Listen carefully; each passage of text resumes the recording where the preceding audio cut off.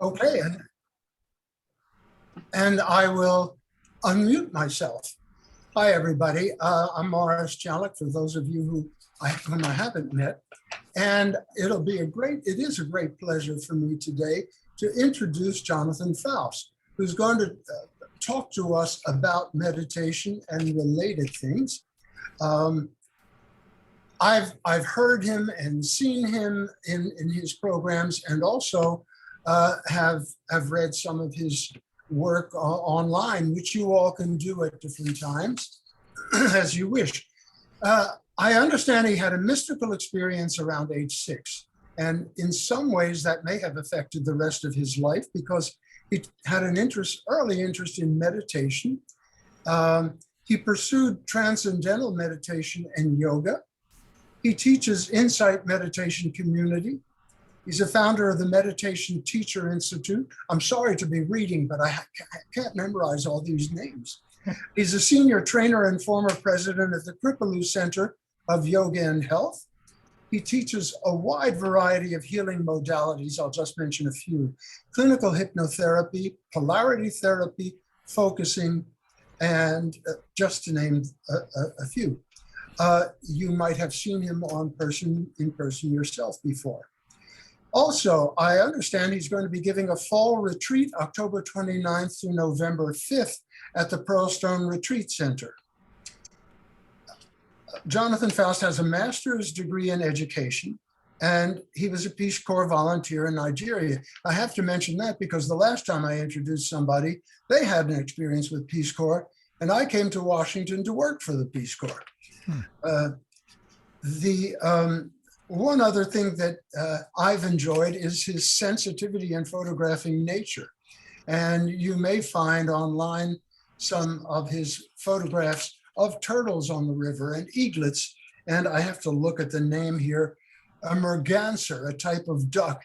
He has a picture of, I suppose it's the mother duck with a little flock behind her. And one of them is piggybacking her because he was too lazy to waddle on his own. Anyway, now I give you Jonathan Foust. Thank you so much, Morris. I appreciate the introduction. I have to say, I've just really enjoyed communicating with you as we've gone back and forth. And thank you for all you did in the Peace Corps. It was certainly informative for me. Yeah, I live in Great Falls, Virginia, just about a mile and a half upriver from the Great Falls itself. So I get to do a lot of photography. I paddle on the river most every morning. So I consider myself a miracle of meditation. I was 5'6" when I started, and now I'm 6'5". So maybe you can measure yourself at the end of this session. There may be a difference. But I'd say probably the main reason, I was 15 when I learned meditation. I went to a Quaker boarding school outside of Philadelphia, and I heard about this thing called transcendental meditation. And because I was raised a Quaker, I always had this sense of, the Quakers talk about the still small voice within. So I kind of knew the concept, but when I learned meditation, I suddenly realized there's a technology that actually brings you into that quiet place where intuition feels more alive. And I just had a feeling when that first experience of learning this particular kind of meditation, that I would be doing meditation for the rest of my life. And so far, it seems to be true.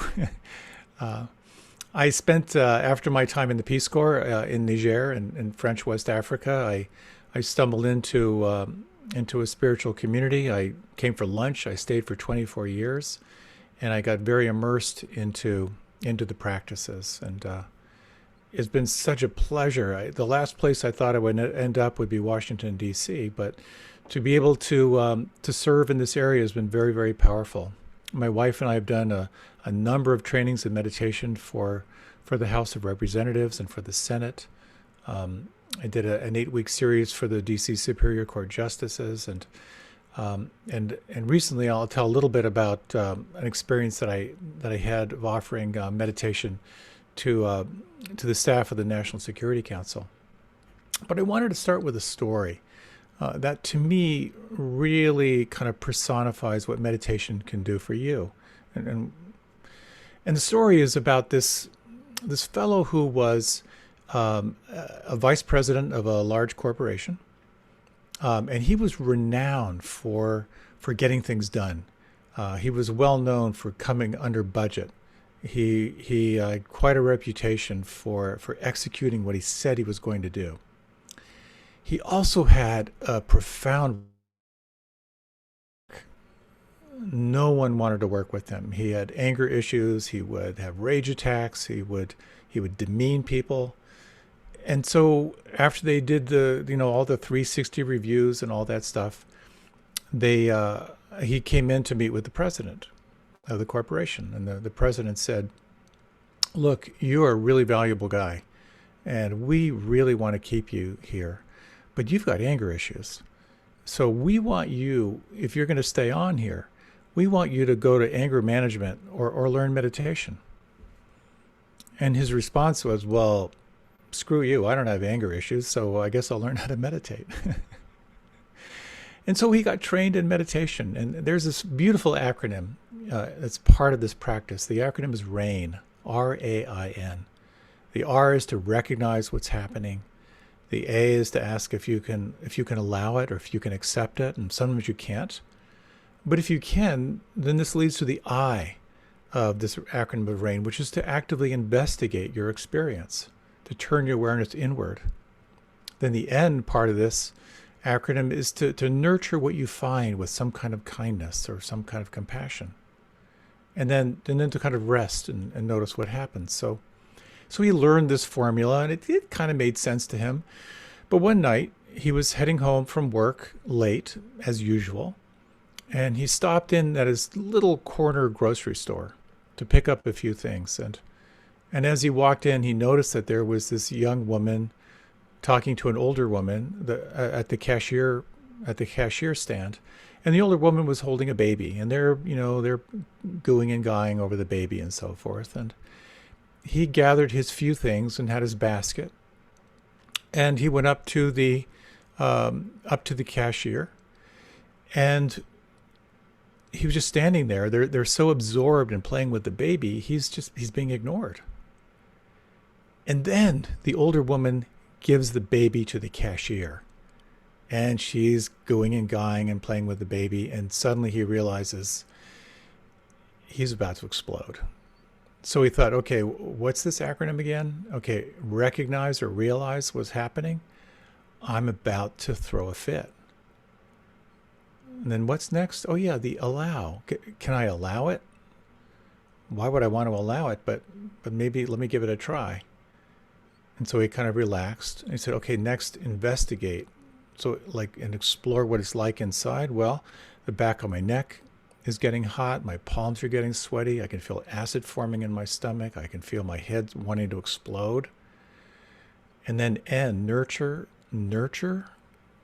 what I'm finding with compassion. And he started to do that, just like, well, okay, well, can I just be kind to how I'm feeling right now?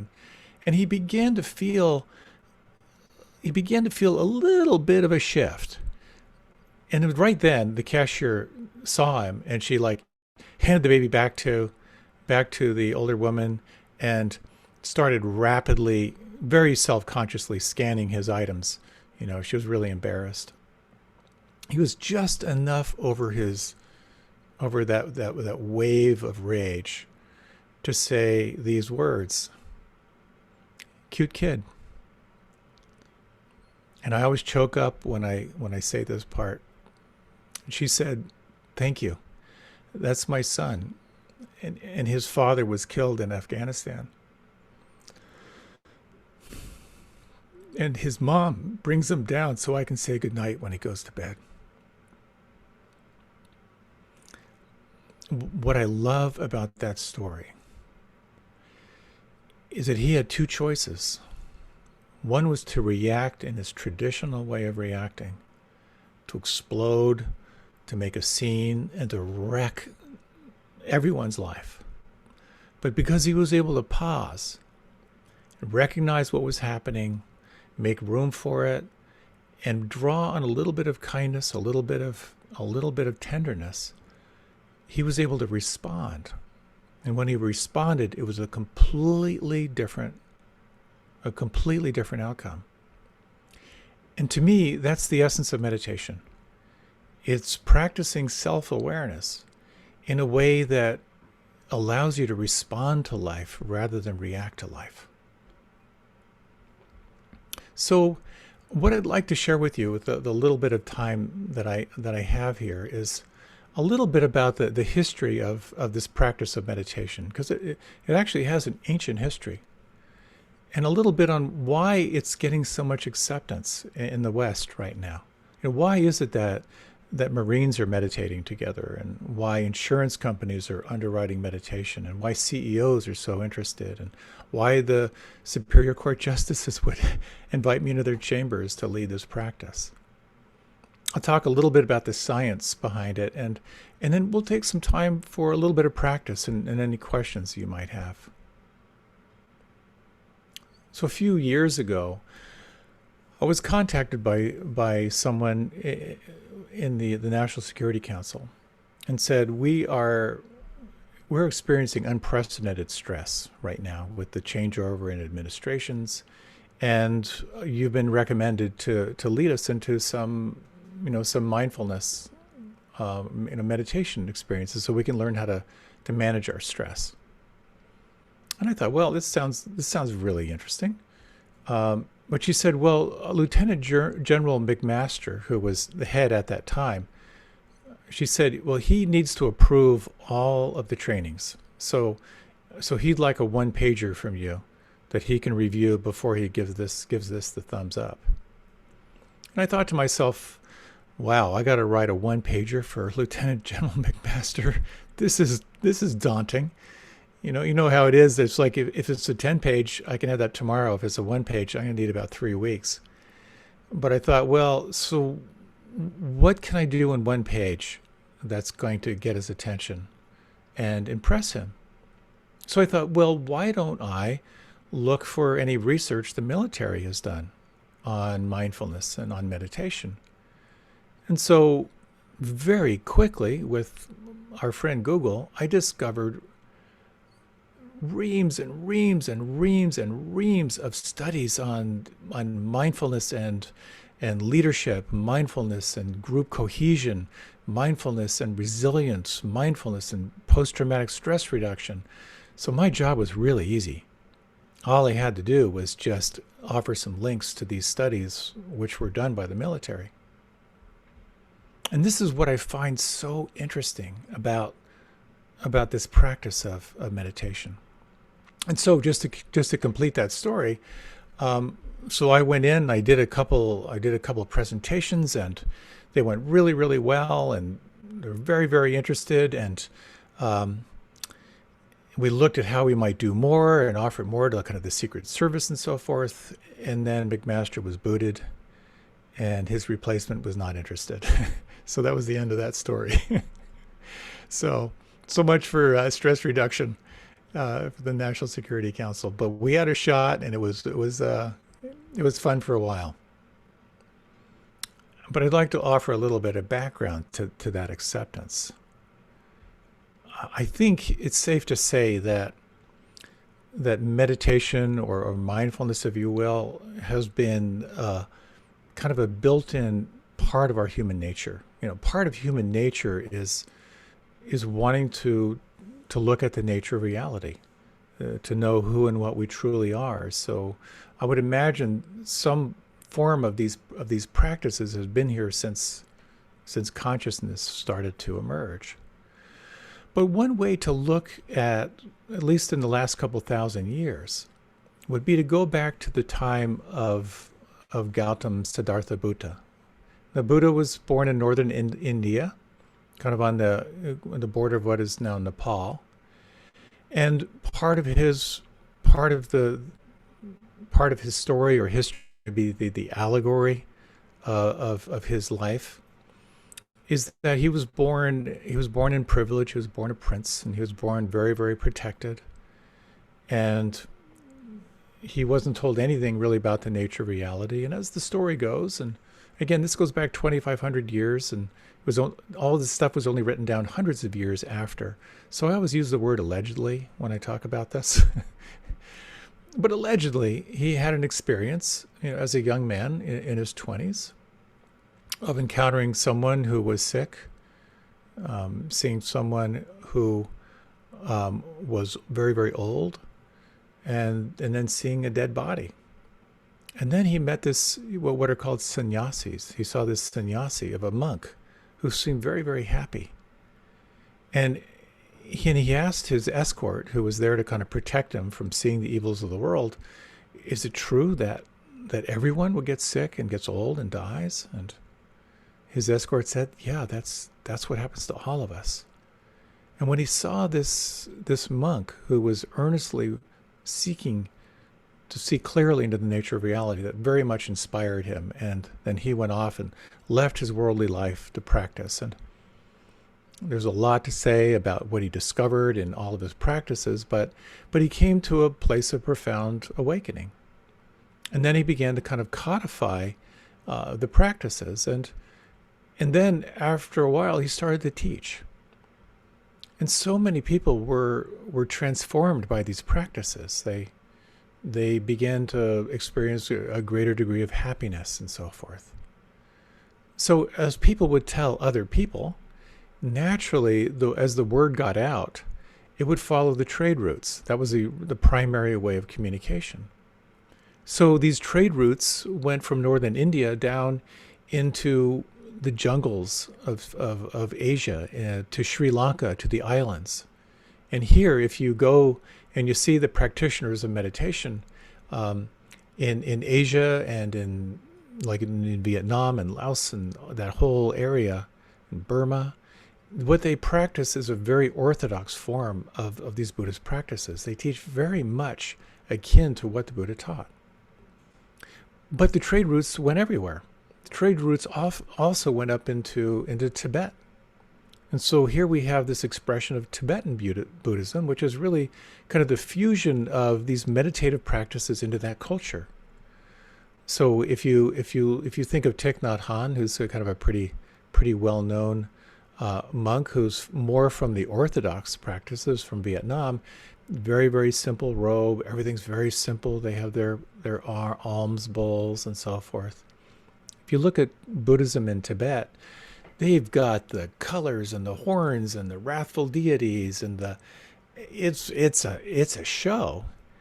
And really what it did is it fused with the culture, with the animistic culture. The practices, the trade routes went into China, and it merged with Confucianism and took on its own flavor there. It went into Japan, it took on the flavor of Zen, Zen meditation, which is an expression of that culture through this practice. It went to Korea, it took on yet another form of a fierce form of inquiry. And then, of course, it made its way to the West. So what did we do with it? We sliced it, we diced it, we used functional MRIs, we did double-blind studies, we noticed what parts of the brain light up. If you practice, how long does it take for that part of the brain to light up? And how does it work on people who are older? How does it work on people who are younger? We just scienced the heck out of it. And what's so interesting about that, because we did our Western number on it, it fused with our culture, is because of the science, there is now a universal acceptance of these practices because it's not based on faith, it's based on science. So we have evidence-based practices, and they're very much expressed through mindfulness based stress reduction. You may be familiar with that. And the whole idea here is, how do we take these practices and strip away anything that might be woo-woo, but just break it down to the mechanics. Over 10,000 studies have been done on what happens in the brain when you meditate. And I think it's safe to say the science is in. I like to say that if meditation was a drug, it would be considered the miracle drug of this era. So because of the science now, the military, CEOs, hospitals, insurance companies underwriting it, we're noticing it has a profound effect on children with ADD. and on and on and on. And it all started in 1971 with a guy named Dr. Herbert Benson. And he explored transcendental meditation, which is what I did back in 1972, I think, or 73. Transcendental meditation uses a sound or a syllable or a mantra. And when the mind wanders, you kind of bring it back to the mantra. It's very, very simple. But what he noticed personally and subjectively was he was feeling more relaxed. He was feeling more creative. He was feeling more responsive. He was noticing that his blood pressure was regulating. And he thought to himself, I wonder if I could duplicate these results in a lab. It also just so turns out that he's a professor at Harvard. He had access to a lab. And he did some studies, and he coined a new term which kind of made its way into our kind of modern day lexicon. We had always known about the stress response. When you perceive a stress, or I'm sorry, when you perceive a threat, your body starts to go into some self-protective mechanism. You either you get ready to fight the bear, run away from the bear, or make yourself really, really small so the bear doesn't see you and freeze. But when you perceive anything that might be threatening, the blood is shunted away from your belly out to your limbs so you can run. Your eyes dilate so you can see better. Your capillaries dilate so you can move faster. Your entire nervous system moves into a very self-protective stance. What we also know is that a lot of what threatens us these days is not so much the physical stuff. We don't have to worry about lions and tigers and bears roaming the streets of Washington, D.C., unless something happens at the zoo. But if you've got a phone call to make that you're dreading, or you're in a conflict with someone and you're dreading your next interaction, your body can't tell the difference between a psychological threat and a physiological threat. And the bad news is that if you don't learn how to manage stress and how you react to it, it has a very profound way of affecting your physiology, your emotional well-being, your mental clarity. You wear your body down. There's actually a word in Japanese. I don't remember the word, but I believe it means the translation is death by stress. You just get stressed out to death. The good news is you can turn it around pretty quickly. And what Dr. Herbert Benson came up with was basically saying it's pretty simple. You choose any mental technique, and I'll talk about that in a little bit. Make sure you won't be disturbed. Close your eyes. When your mind wanders, you bring it back to that mental technique. And sometimes in just minutes, you can begin to feel a very profound shift. And that shift, as he described it, is called the relaxation response. That there's a different physiological response when you engage in this very, very simple practice. The blood starts flowing back into your belly. Your blood pressure starts to regulate. The whole system comes back into a greater sense of homeostasis. It's always interesting sometimes when I lead meditation in a group with stressed out people who've never meditated before, you can actually hear people's bellies gurgling because the blood is flowing back. It's called borborism. So it becomes this group belly gurgle experience. So the studies are so powerful. We have our sympathetic nervous system, which is fight or flight. And then we have the parasympathetic nervous system, which is what restores calm. And these techniques can be so powerful when you learn how to engage into the practice. So I think it might be interesting if you be open to it.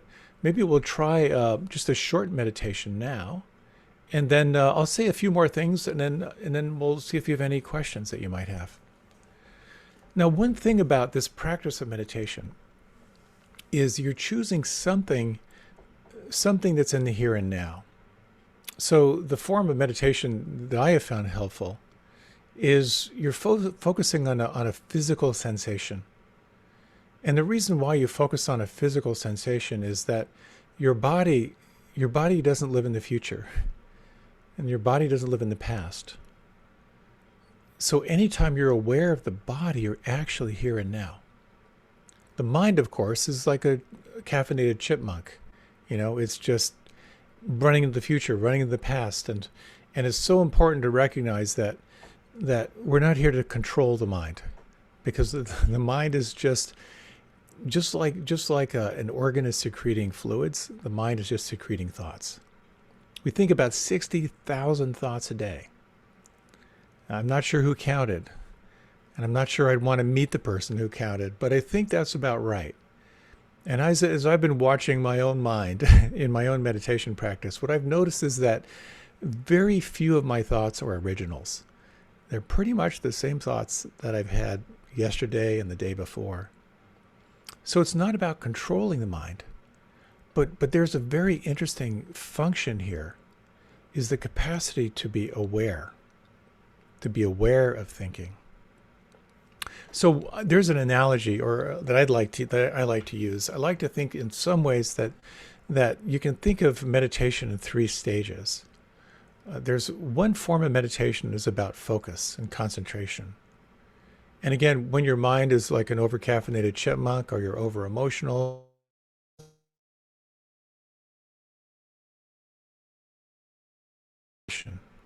because when you get one-pointed, it's very calming. It has a sense of kind of arriving in presence. So getting concentrated is helpful, but what I've noticed is there are a lot of concentrated people on this planet who are miserable. So concentration isn't the full answer. It has something to do with what's referred to as mindfulness. And personally, I really dislike the word mindfulness, because there's really no mind in mindfulness. My translation for mindfulness is this: non-judging awareness. That when you're observing in a mind that is not judging, there's no good, there's no bad, they're just simply noticing what is. It sort of opens up a quality of consciousness that some traditions call the witness. It's your capacity to observe without preferences. And this can open up some interesting possibilities, because this is where you move from being a reactivity machine to someone who can respond to what's happening. So focus helps you arrive. And then I like to think of flow is where you become aware of the flow of thoughts, the flow of sensations. The Tibetans talk about how it's like standing under a waterfall. You're just aware of everything that's happening, and you're kind of letting it be. So a third quality that arises from this practice is we can think of as letting go. So you let go of trying to control your experience. You just sort of explore what it's like to rest in presence. So this idea of focus and flow and let go is a nice way to think of the practice. So perhaps we'll lead. I'll lead maybe a 5 to 7 minute meditation. And I'm aware it's after lunch, so if you find yourself, just so you know, there's something called Whiplash Meditation, and where it goes like this. So if you're having whiplash meditation, that's utterly normal. I find when I'm meditating and I go to brush something off my shoulder and I find out it's the floor, it's usually a good indication I might need to take a nap instead of try meditation. So we'll try this for we'll do about 7 minutes. So we'll give us a little bit of a stretch here. So you might want to start by reaching your arms up overhead. You can just sort of reach up through the left side and the right side. Feel free to make any sounds. You're on mute, so it's totally legal. And then if you like, you can let your hands just float down to your lap. And you might, if you like, you can just close your eyes.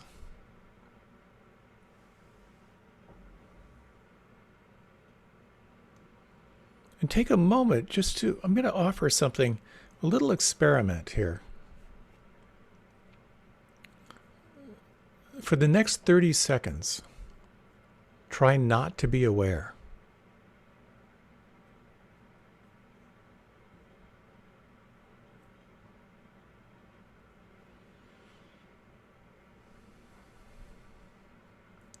And you might notice that that's very challenging and maybe even impossible. That no matter what's happening, that there's always some sense of awareness in the background. So you might now just take a moment to explore what it's like to be more and more present and aware of sensation. You might feel your forehead smooth.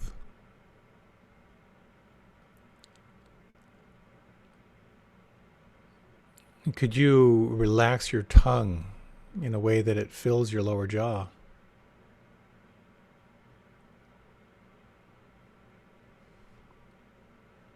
And could you imagine your face smooth like the face of a marble statue, letting all expression just melt away?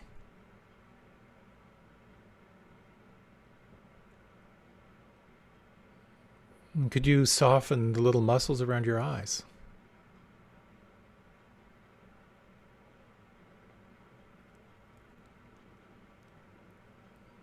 And you might imagine or feel now your arms like heavy drapes just hanging from your shoulders. And sense down through your elbows. And down through your wrists.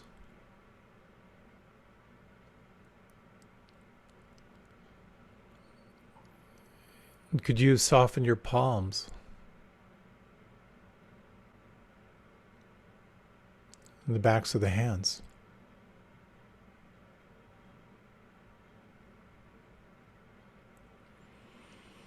And is it possible to feel or imagine the volume, the space inside your palms and fingers and thumbs?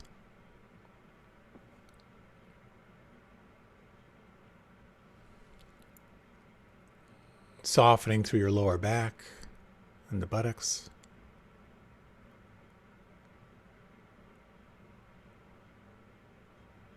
And you might sense the very gentle movement at your belly. And the belly rising on the in-breath and falling on your out-breath.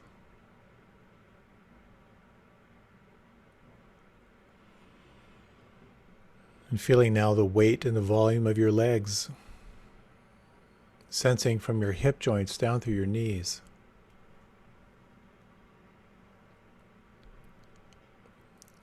The knees down through your ankles.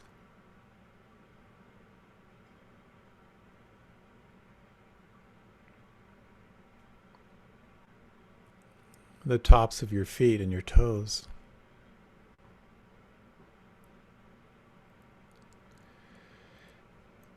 And as if you could sense from the inside, feeling the soles of the feet and the heels.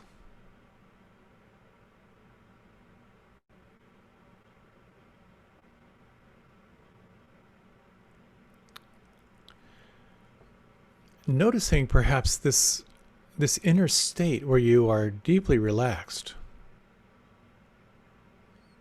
and at the same time alert.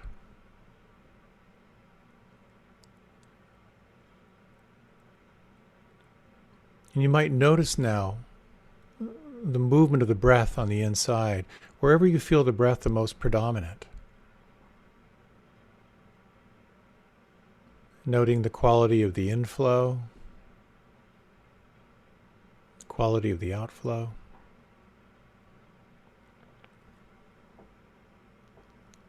And for this next minute or so, when you notice the mind wandering, as it will naturally do, notice how gently you can bring it back to the experience of the breath on the inside.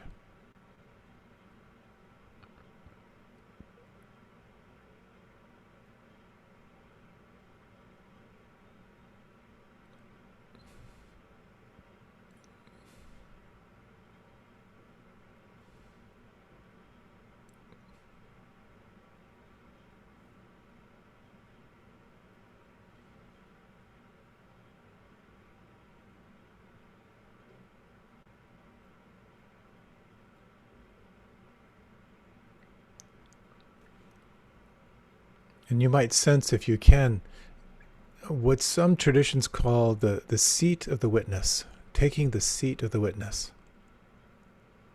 And you might notice beyond your breath, just sensing everything right now that's changing.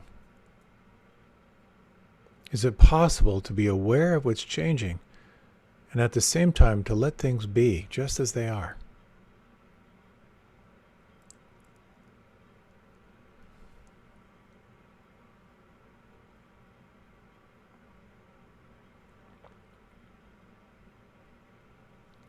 And deeply relaxed, at the same time alert.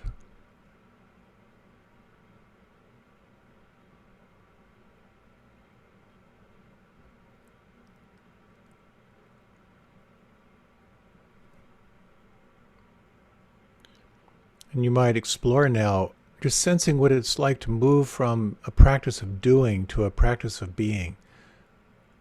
You might let the anchor of the breath fall away. And you might explore these following questions. Is there anything right now that could relax or soften or let go?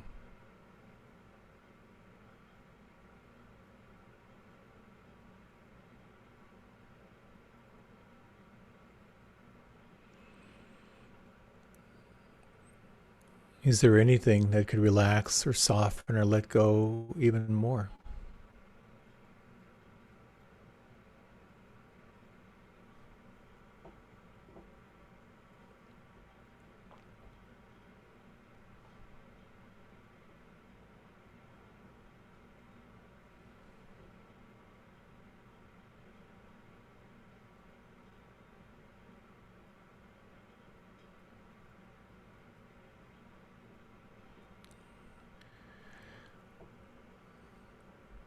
And you might notice now where you feel the breath on the inside. Where do you feel it the most predominant?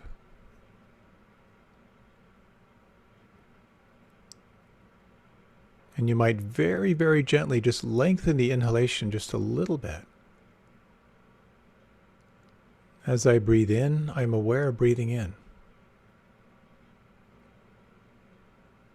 As I breathe out, I am aware of breathing out.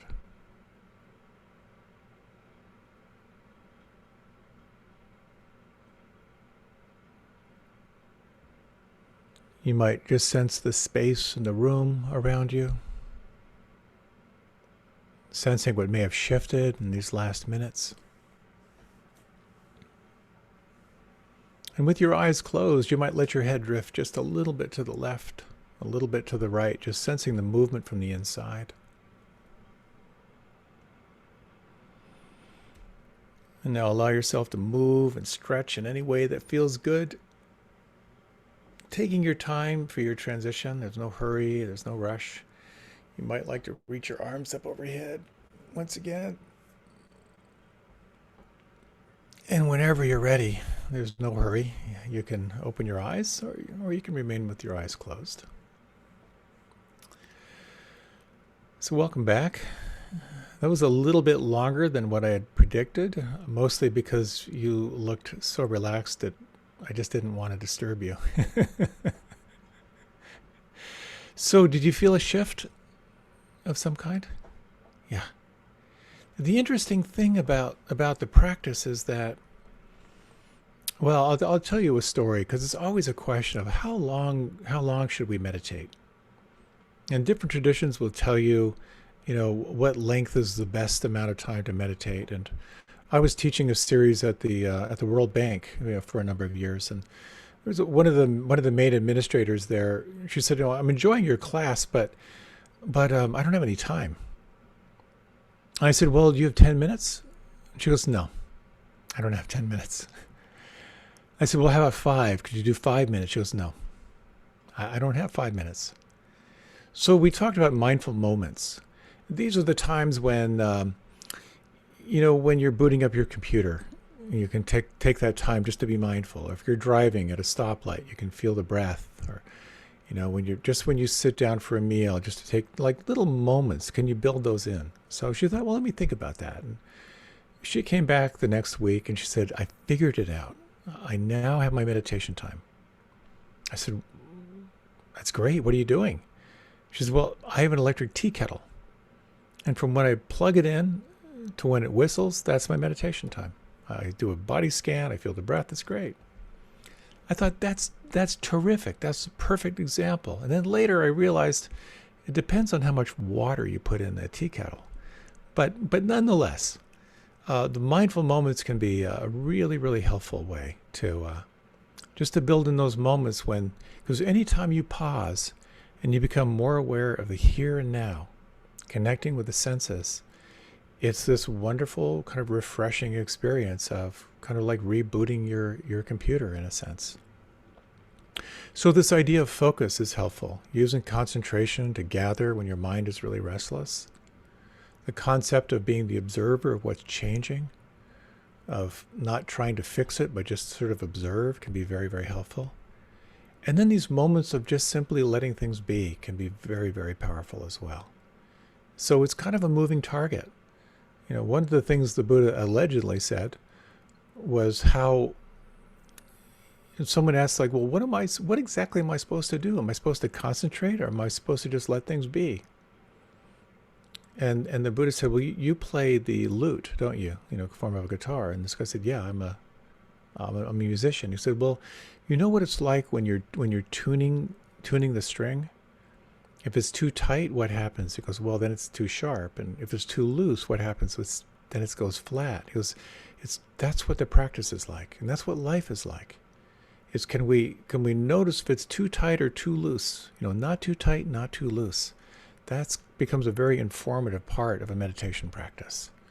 The times when it's helpful to kind of gather your attention when you're scattered, and the times when it's really helpful to simply relax and let things be as they are. So I'm going to put my choke chain on, my virtual choke chain, because I can go on and on this stuff. And perhaps we might see if you have any questions or observations or complaints. That's all totally fine. So I'll pop this over to Jonas for anything.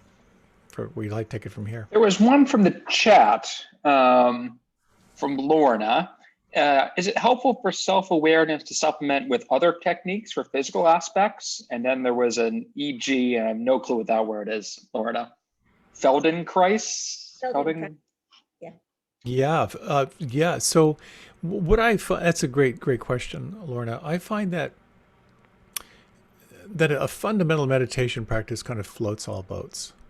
There's a joke that we often use in the mindfulness world. It says, if you meditate, you'll feel better.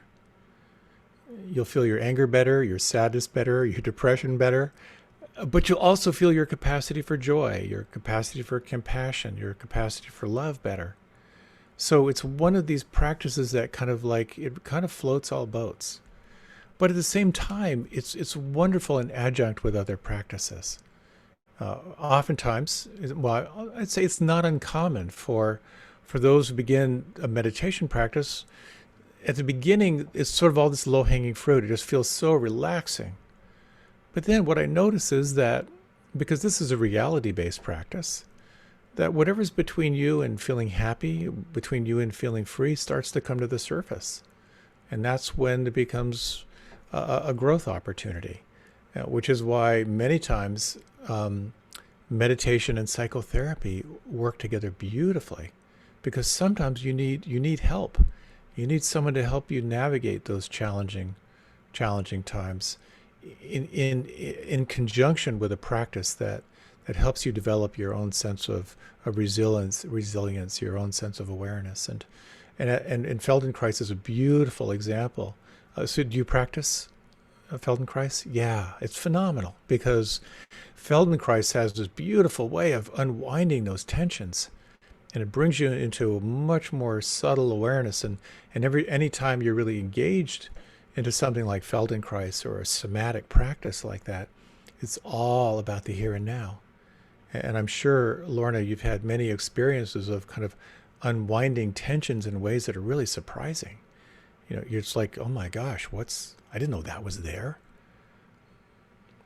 The analogy that I find helpful in this practice is from Joseph Campbell. It's slipping my mind right now, but the analogy is such that the hero's journey. That you think of a circle. Here's the circle, and then there's a line that runs through that circle. Above the line is everything you're aware of. Below the line is everything you're not aware of. It's everything that's unfelt and unseen. And the interesting thing is you can move the line. And as far as I can tell, you move the line through relaxation and awareness. When you relax and feel and pay attention, then you start to feel things maybe you hadn't felt in a long time. Or you start to notice these kind of operative belief systems that are just below the line, but they're coloring and filtering how you're observing life. So the somatic practices like Feldenkrais are like a direct path to kind of unwinding those tensions and discovering what is this that's kind of below here. So, thank you. Great. Morris, I think, had a quick comment. Yes, because I thought that your voice was neither too sharp nor too flat. So it's perfect for this situation on a nice June hot day. I've been accused. People have called me. They've accused me of having a Valium voice. Does anyone else have any questions? Well, actually, that interesting raises another question, and that is responsiveness to voice quality. I can't imagine having a relaxing meditation session or it being as effective if it's a quality to the voice that is just not comfortable for one's ears. And that could be different, I guess, for everyone. It's very true. And I've done a lot of teacher trainings for meditators, and I really tell people that your voice is very, very important, because you're really trying to communicate something from the inside out. And if it's a horrific voice, then you really need to do some work. Back in my way back in my spiritual community ashram days, I was very into a lot of these healing techniques, and one of them I studied was Feldenkrais. And I really liked working one-on-one on doing physical practices. And so I asked to meet with the guru, and I told him this is what I wanted to do. And he said, no. He said, you can massage a room of people with your voice. Why would you focus just on one person? I was offended at that time, but I realized what a compliment that was. And I would imagine what you might hear in my voice is just my love of these practices. Well, I'll tell you a funny, well, I don't know if this is meaningful or not, but at first I thought it was just me, my preference, and that it was a silly thing. But then I've realized that maybe it's more significant than I thought. And that is in choosing a leader, whether it's a president or someone who we endow with a lot of authority or power over our lives, that it's someone that I'm willing to listen to their voice. The quality of their voice matters to me. And I don't know if that's a combination of something physical as well as emotional. And if it's affecting the ability to meditate, what other avenues would it also impact? Yeah. And it may be all of them, that there is sort of a resonance, there's a kind of a physical resonance, an emotional resonance, and a quality of trust. Definitely part of it, I think.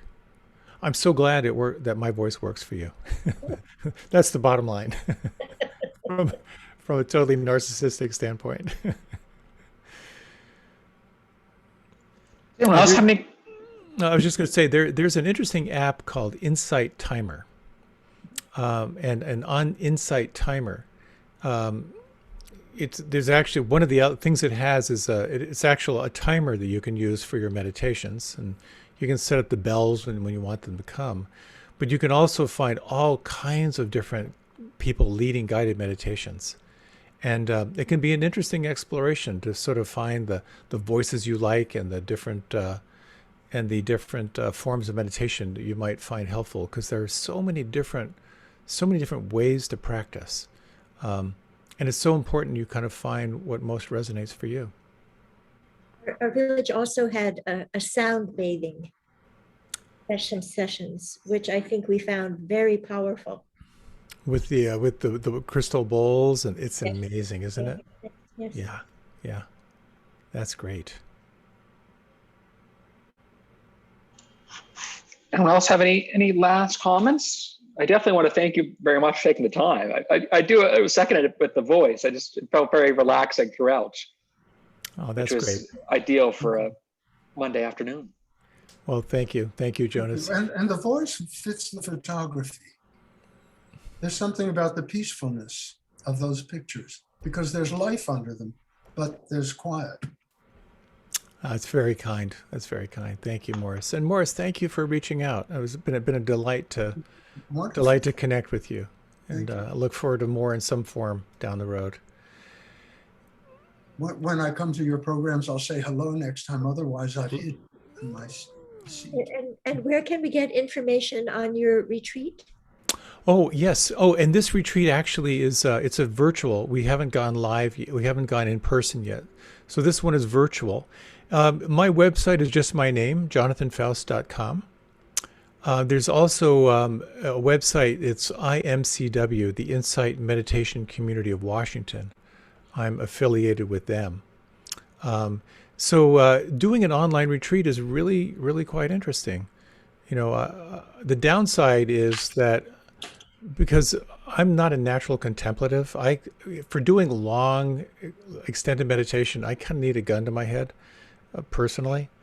But the advantage of this is you're in your own room, you have the comfort that you have, and you can self-moderate as you move through the retreat. But it's 7 days, and then they're some guided meditations, some meditations are self-led, and then some small groups where you actually check in about your practice and you can talk with the teacher. It's a really, really fascinating experience. So they're a real joy to offer. Thank you. Well, thank you so much for making the time. It was such a pleasure to meet you virtually, and I look forward to our paths crossing again someday. Thank you.